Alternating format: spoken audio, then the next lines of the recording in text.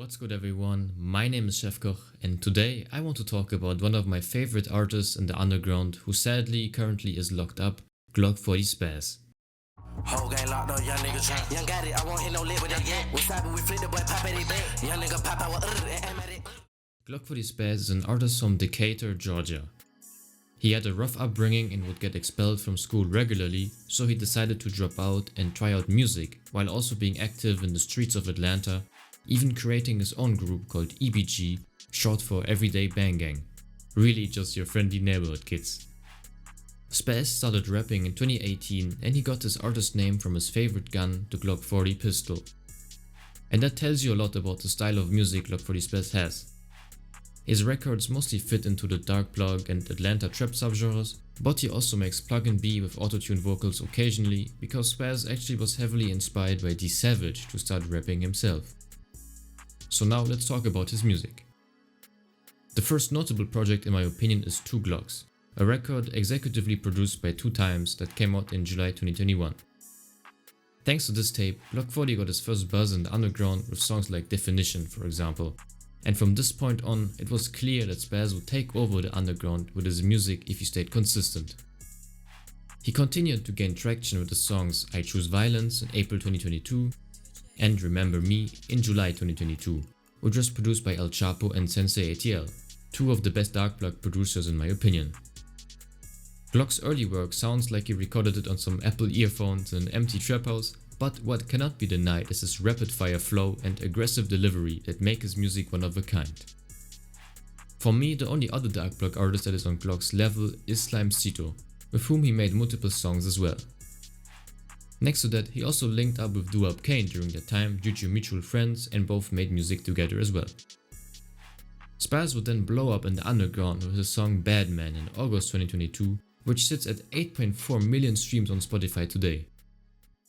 Despite his newfound success in the industry going as far as getting a record deal with Columbia Records, Spaz was arrested on armed robbery charges in August 2022 and is currently incarcerated in Fulton County Jail.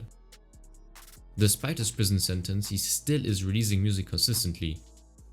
The only positive thing that this incarceration had for Glokk was that he gained a lot of attention and exposure on the underground from this, kind of like the Tay come up back in the day, but unlike Tay, Spaz actually has a lot of music in the vault. Honestly, while this man was locked up he dropped 2 entire tapes and even got interviewed in jail, meanwhile other rappers that live in freedom can't even drop a single song on streaming platforms. At the end of 2022, Glock's popularity skyrocketed in the underground scene. Everybody was talking about him and he even received a DM from Opium Baby, and rumors about Glokk signing to Opium spread around the internet, but then Spaz dissed Cardi and denied ever wanting to work with the Opium label due to rivalry on Atlanta streets. I feel like Glokk would have been a great addition to the Opium label musically, as it would have been a nice expansion into the dark plug and Atlanta drill scene, but I guess we got L5 for that now. Nevertheless, I think that Spaz didn't want his career to take off just because of an association with Opium. He wants to achieve success without other big artists and puts his group EBG first.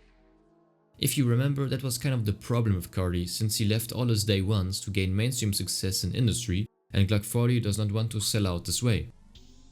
He prefers to make music on his own and it worked out for him that way, so no reason to change that. But now let's talk about his other notable albums.